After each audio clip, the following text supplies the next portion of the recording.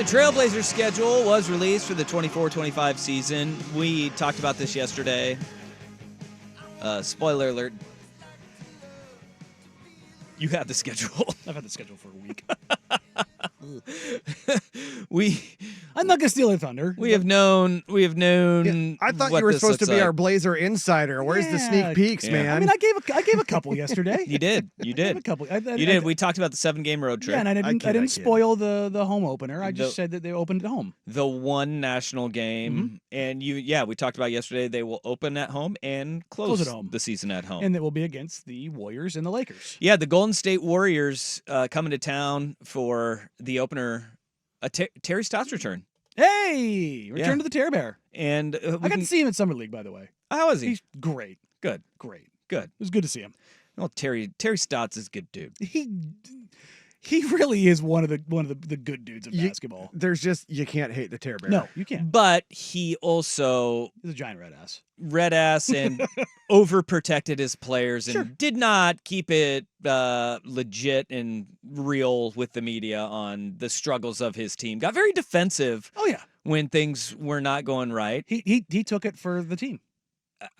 He shouldered a lot of that burden for guys that he didn't need to. No, and that's why his players. Not the only reason, but that's one of the reasons why his players loved him.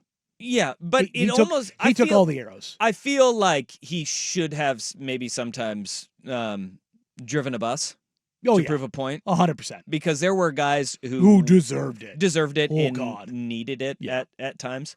But Terry Stotts and the Golden State Warriors will return. He's not the head coach. He is Steve Kerr's assistant coach. Indeed. But Steve Kerr, gold medal winning coach. Mm-hmm. Steph Curry, gold medal winning. French Devil. Yeah. American hero. The one and the same. There is an article floating around right now from The Athletic that says, according to some metrics, the Warriors actually improved over last season. And there's been this talking point of that. And, man, I can't buy it. Are they going to be better than the Blazers? Yes. They're still a play-in team. You did not get get better by getting rid of Klay Thompson and getting like lesser parts. Like Buddy Hield is not like he's a fine bench piece. He is not this insane thing. Like and DeAnthony Melton, which is I love him, fight on and everything, but like we're gonna want to clip this for when DeAnthony Melton and Buddy Hield go off for 35 apiece and in the opener. They're entirely fine players. And they do have the ability to go off in particular games. Yeah. But like this idea that they're like, oh no, they're deeper. I'm like, they still have one guy who can handle the ball. Yeah. All right. Well, outside of that opener, we talked about how difficult that stretch was going to be yesterday early in the year.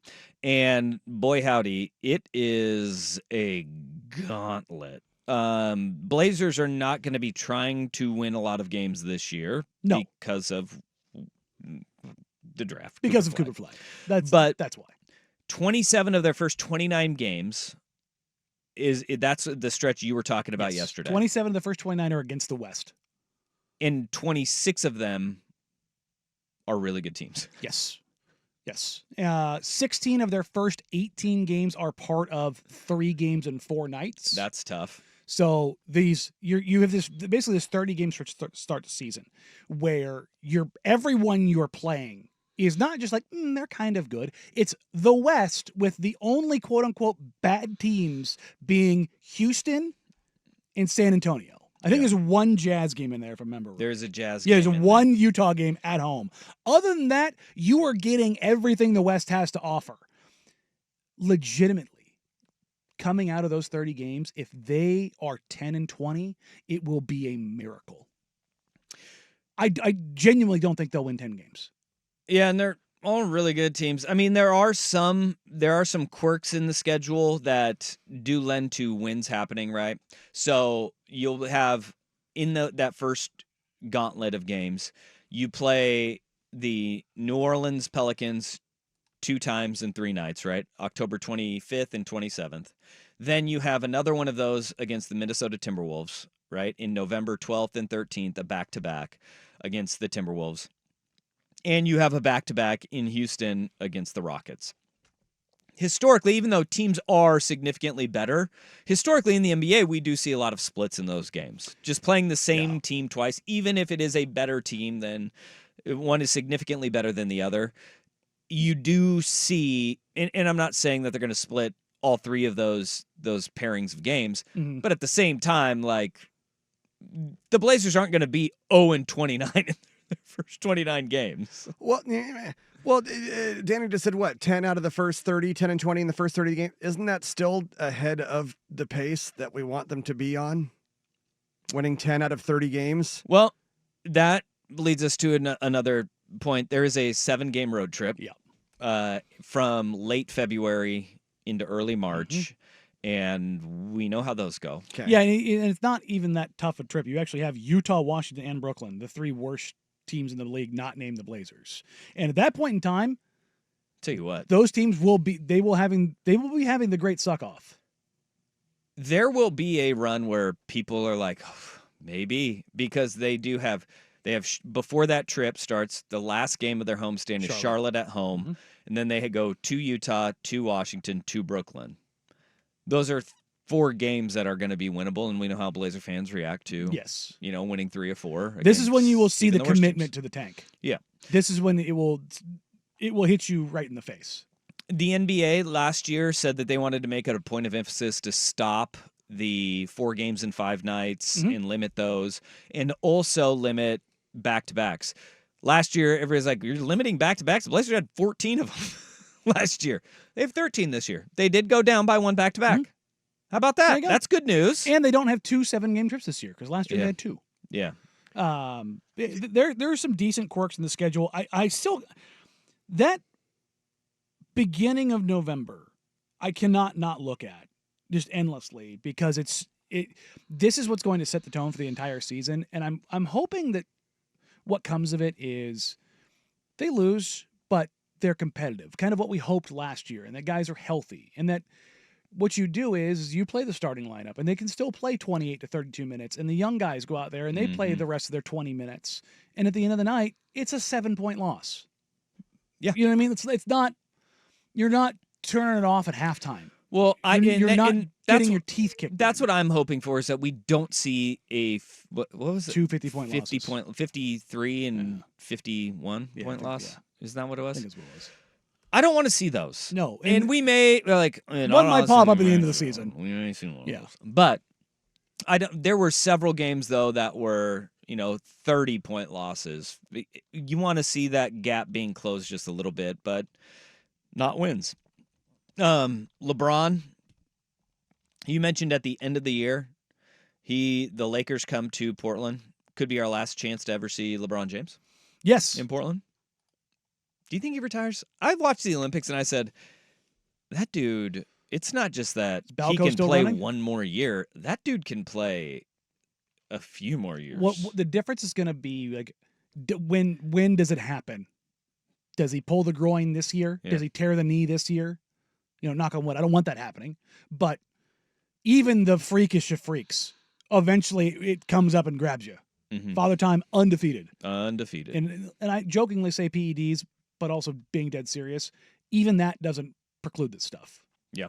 Like, the best medicine and everything you can do, your body will eventually break down. Yeah. And that's the question, I think. But yeah, I mean, I'm honestly surprised that game isn't nationally televised. The last one, just because it's the last of the regular season. Honestly, I think they'll flex it in. You could flex it in if the Lakers are in dire straits and not good, which is or a playoff very positioning real possibility. And the possibility that it could be LeBron's last regular season game. Yeah. Okay, I could see that too. If any game on this schedule was going to get flexed in, it's that one. All right.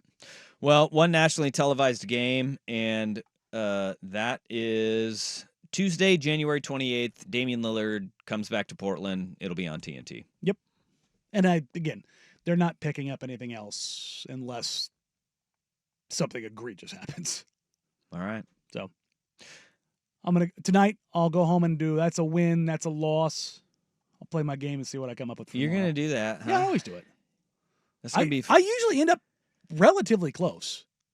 Well, good. And then tomorrow we will come back with Danny's official over/under total, and we'll all bet it. What I'm actually that's what we do. What I'm actually waiting for is Positive Residual on Twitter. He has an app where he uploads the entire schedule Yeah.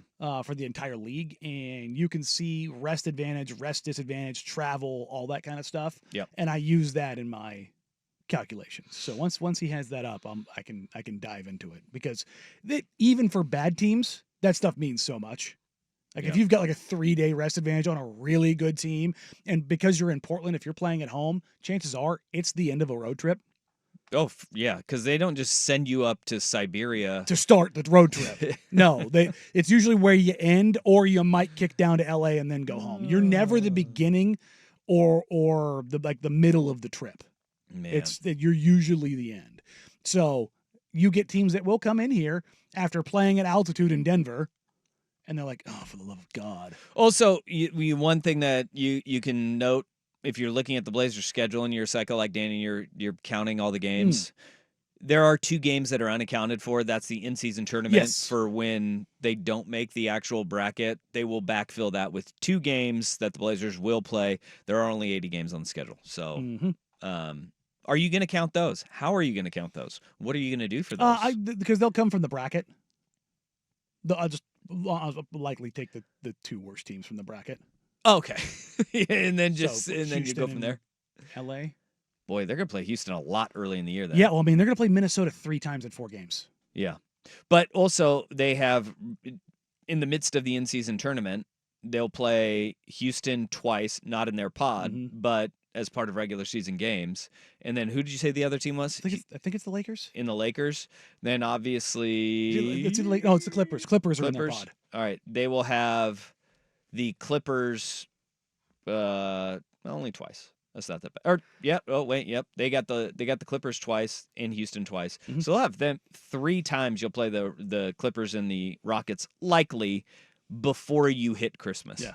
Can I still say my main beef with like this whole Say whatever you want. in-season tournament thing is that they got their games on a Tuesday and a Friday and what have you, but it's that, okay, this game counts for the in-season tournament, but the game that's in 2 nights, that one doesn't count. And then there's another one next week that does count. It's a no-count-sies. And 2 or 3 games in between that don't count. Yeah.